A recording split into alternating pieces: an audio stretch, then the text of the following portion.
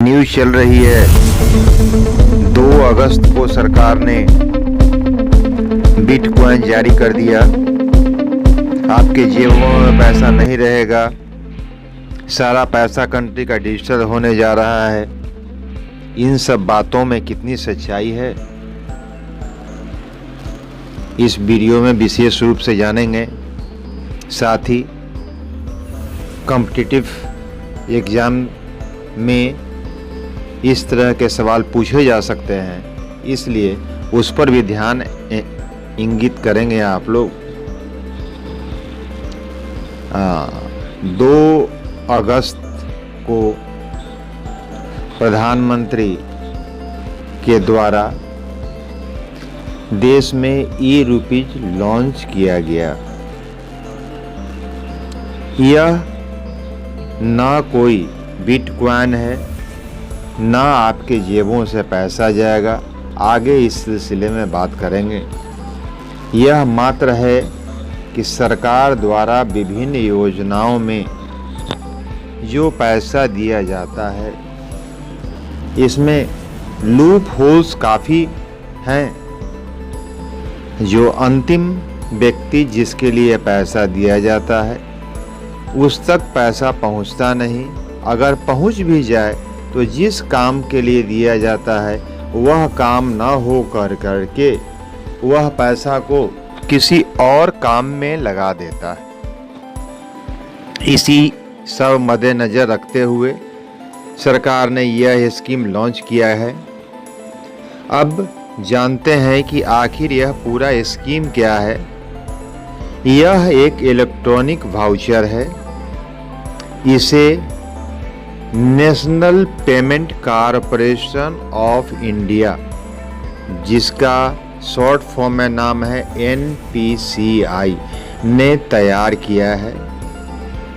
इसे परिवार कल्याण मंत्रालय, राष्ट्रीय स्वास्थ्य प्राधिकरण, वित्तीय सेवा विभाग ने साथ मिलकर डेवलप किया है।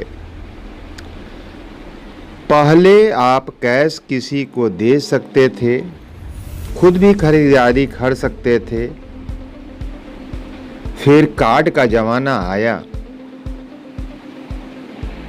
और अब कार्ड के बाद पेटीएम, गूगल पे, भारत पे, इस तरीके से समय आया।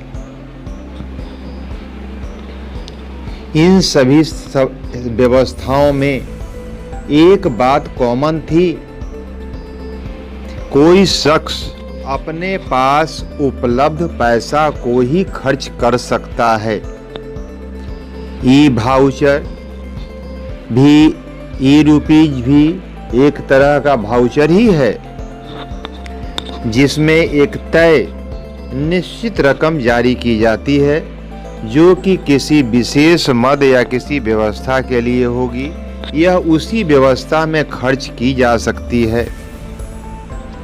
अगर किसी बच्चे को किताब खरीदने के लिए गवर्नमेंट ने पैसा जमा किया तो वह अपने वस्त्र पे खर्च नहीं कर सकता है, अपने किराया पे नहीं खर्च कर सकता है। अगर उसे भोजन के लिए पैसा मिलता है तो उसे भोजन के लिए ही खर्च करना होगा।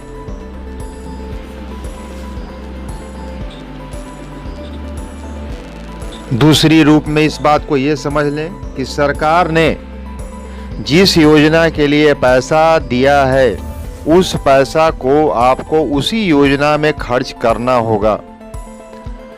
सरकार का यह प्रयास है कि इससे पूरी व्यवस्था को लीक प्रूफ बनाया जा सके।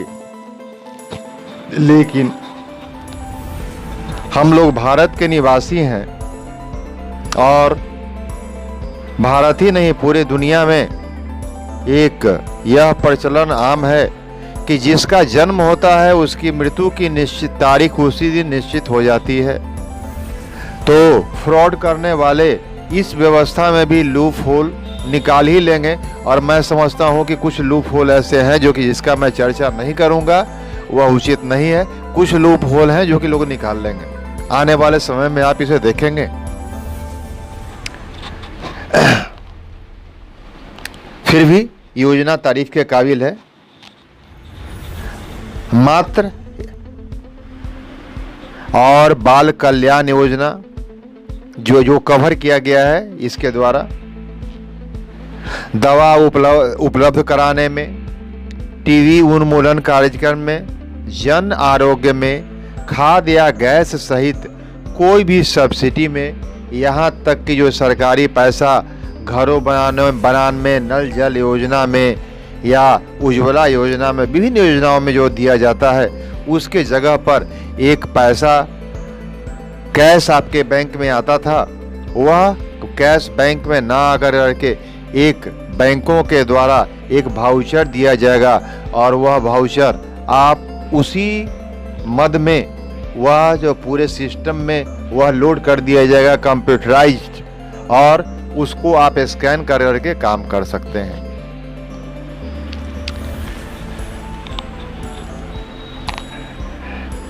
इस योजना में प्राइवेट सेक्टर भी अपने कल्याणकारी योजना में इस योजना का लाभ ले सकते हैं। अब चलिए डिटेल्स में जान लेते हैं कि इसके मुख्य बिंदु कैसे हैं, क्या हैं और किस प्रकार ई-रुपीज काम करेगी। प्लस डिजिटल पेमेंट सिस्टम है।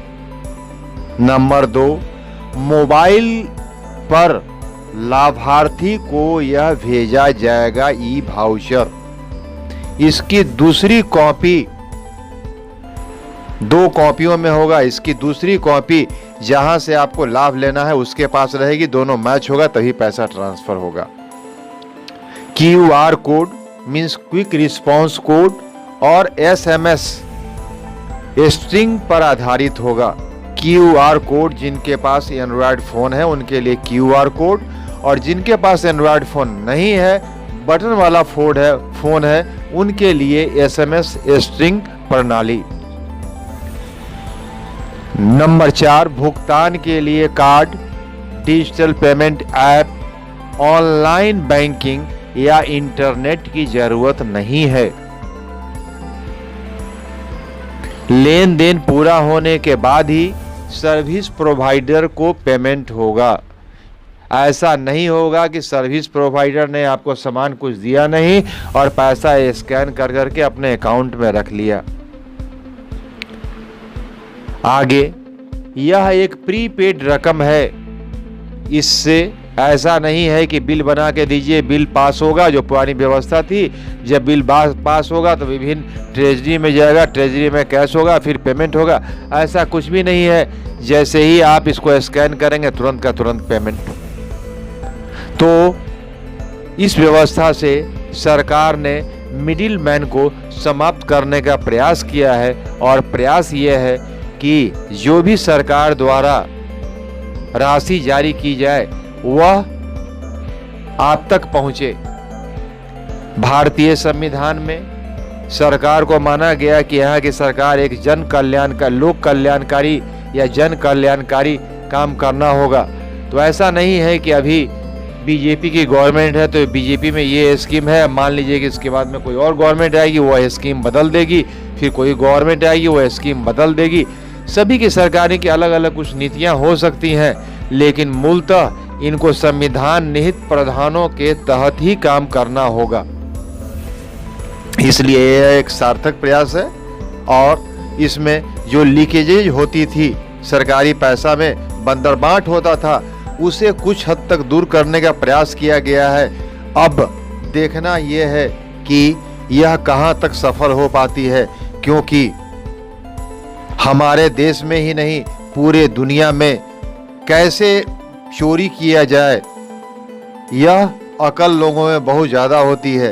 क्योंकि मैं समझता हूं कि आज अगर चोरों की अकल को मिला दिया जाए और तो पुलिस और प्रशासन तंत्र से मैं समझता हूं कि चोर ज़्यादा तेज होते हैं। अब यह क्या है नहीं है इसका फैसला आप करें। चैनल को लाइक और सब्सक्राइब करें।